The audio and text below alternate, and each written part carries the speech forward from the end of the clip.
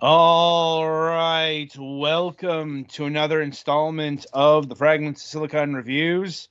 Right, three reviews, one impressions vid this week, and we start off with reviews. First up on the list is Nazar. Um, right, Nazar experienced the world's first fusion of the FMV genre and 2D platforming in this revolutionary sci-fi adventure. Explore Cappadocia's mystic realm where fortune telling meets quantum physics. Join Nazar, unlock psychic powers, and race to prevent a dark future in this genre defining journey. Oh boy. So, where do I start with this thing? Because Nazar is one of those games that vexes me, but not in a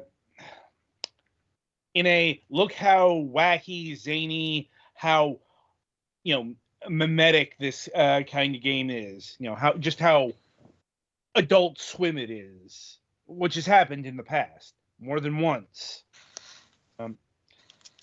Because what we have here is not only a fusion of 2D platformer and an FMV game. There's a lot of Turkish in this. Like, that is to say, this is a game that was made in Turkey. And it's very culturally Turkish, which kind of puts me at a disadvantage because I don't really know a lot about Turkish culture. Call it one of my blind spots. Like, for example, you might be seeing from the footage, not surprising because this is an FMV game, we can't resize it.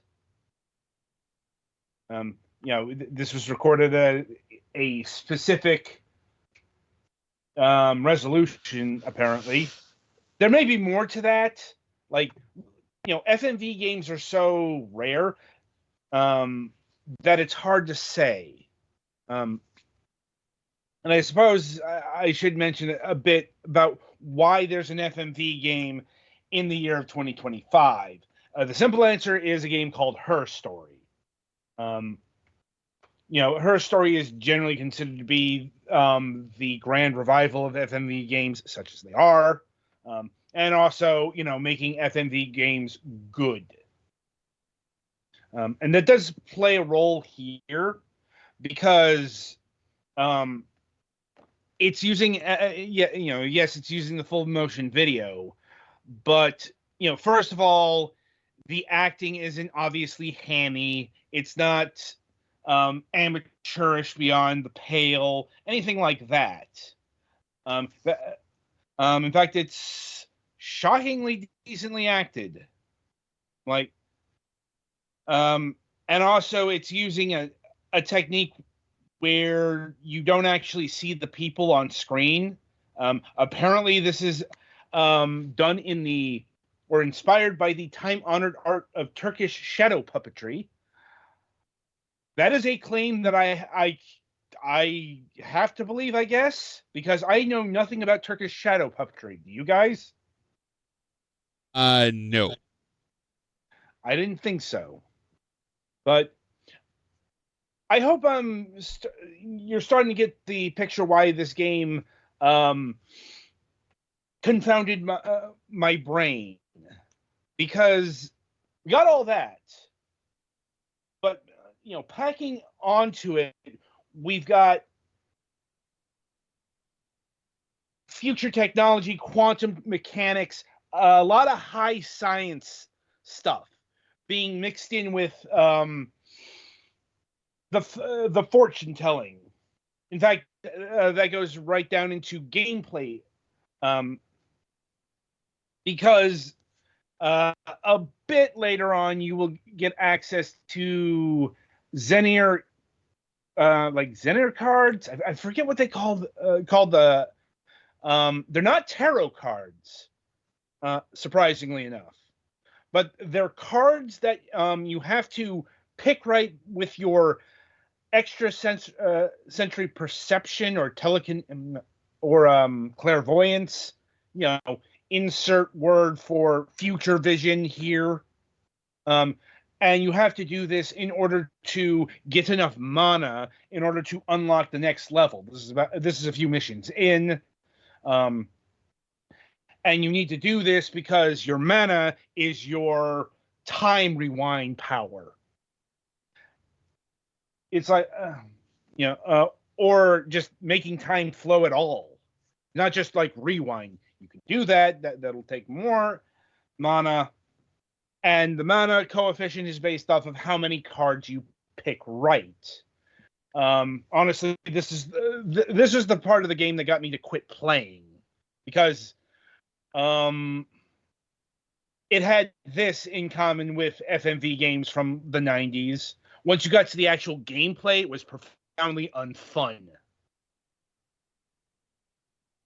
It's touting the platforming. The platforming is dead simple. I didn't make it to the puzzle sections, but I would much rather play an actual platformer with pixel graphics and good platforming. Mm-hmm. Definitely one of those games that decent gameplay is hindered by the medium or by the design, I guess, style they chose. Right. It's a bit of a paradox because the game's premise and all that is markedly interesting, if nothing else. Mm-hmm. Like, I can genuinely say I've never come across anything like this before. Yeah.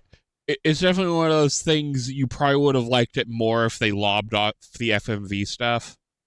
I probably would have liked this more as an action, not the FMV stuff.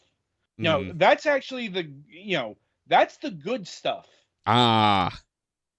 It's the gameplay sections that I would have been fine with eradicating because they're shit. One of those. Yeah. It's like, because when I didn't find the gameplay dead simple, it was once again fucking confounding because I'm engaged in all this psychic warfare and I'm not exactly sure what the fuck's going on. Add to that, once you get to the card reading, you're legitimately guessing until you go through enough guesses in order to activate your clairvoyance. And here's the thing, your clairvoyance is kind of bad because it'll light up 2 cards. Yeah, you're still basically guessing. Yeah, it just reduces the odds to a 50-50 shot. Mm-hmm. And considering this is mandatory, and it's also, it's not enough to get enough to have enough psychic power to open the level. Yeah. You need more psychic power in case you fuck up, like picking the wrong path, and you need to go back. Mm-hmm. It definitely, it'd be fine if it wasn't to complete the level, just you could still progress, you would just get a different ending. Stuff right, like this. Something like that. Yeah. It's like I said, it basically comes down to I respect that what they were going for here. In terms of artistically respect it, but as a game reviewer, you do not like it, basically. Yeah.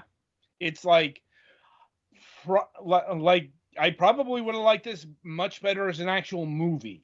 I mean, in that 40 some odd % of FMV games just would have been better as movies. That's a nuanced debate. But that's neither here nor there. In this case, definitely because I don't find the gameplay all that compelling. Mm-hmm. It's just, if we're talking about the 90s set, probably not, because like as movies, those things usually failed. If not Like, movies, maybe TV shows. I'm like, we're talking syndicated at 2 a.m. Yeah. on UPN level. We're talking the likes of Double Switch, Night Trap, Sewer Shark, Tomcat Alley. I mean, even B movies deserve to exist, if nothing else, just for background Right, but stuff. you know, But yeah, I get you.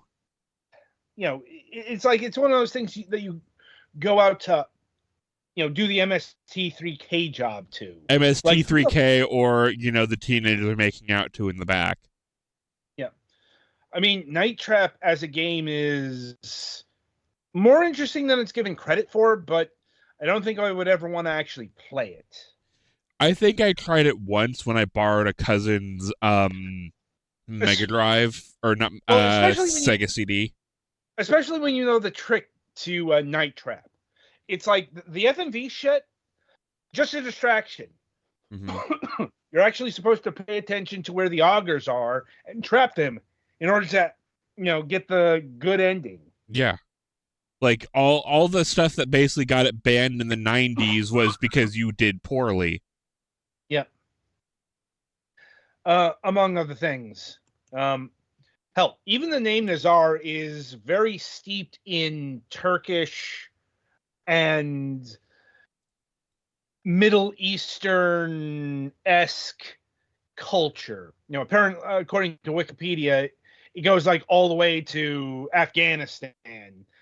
Because Nazar is the belief in the evil eye, which is also a very Eastern European, Mediterranean, and so on and so forth. Definitely one of those discussions we'll be here all week going into. Yeah. And a Nazar is an eye-shaped amulet, often blue, which is supposed to protect against the evil eye. Mm-hmm. Like, but I'm not sure if that actually comes into play in the game here. I wouldn't be surprised if it did. Like beyond the theming here, because it's definitely in the game, because once again, Nazar has psychic powers. Mm-hmm. He can see the future. And he's battling against other psychics using like a quantum gun that will lock psychic powers. Mm-hmm. I mean, just in the trailer, you can see a cat jumping out of a box, which is probably a nod to Schrodinger's cat. It is. In fact, it's part of the setup. Like, it's part of the terminology they're using. Like, they literally say Schrodinger's in the box, and that's connected to something he's doing on the field. God, this game makes my head hurt. Yeah. Oh, and apparently the FMV stuff was shot on an iPhone, for whoever cares about that. I mean, we're talking about a modern day iPhone, so yeah. You're going to get a very good picture. Yeah, you're you're gonna have to tell me what model, because shooting on like the latest iPhone that costs $1,000 plus, yeah, you're going to get some very good quality pictures. Mm-hmm. Now, if you're shooting on, say, an iPhone 4 or something from 10 years ago, different different equation. Well, I just saw that roll by on one of the trailer things, like, oh, that's cool. Like, that stopped being a novelty 15 years ago, I think. Like, motherfucker, they were shooting movies on cell phones in the mid 20 years ago. Anyway, so with that in mind, in terms of pricing, $9.99. I'm like,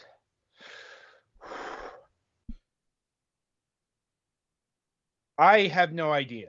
If it was cheaper, there's probably like enough curiosity there to look at it, but I definitely $10 is a little much. Like, on the one hand, you're not going to find another game like this For whatever better, that's worth. I was about to say for better or for ill. But it's also, there might be just too much cultural impenetrability here. Mhm.